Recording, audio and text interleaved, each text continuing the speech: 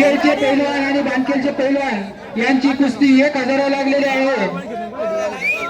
आणि पंचांना विनंती आहे की कुस्ती आपण चित्त झाल्याशिवाय सोडायची नाही। आंतरराष्ट्रीय स्तरावर खेळणारा हा पैलवान आणि दुसरा पैलवान यांची कुस्ती अतिशय छान सुंदर अशी कुस्ती आपल्याला पाहायला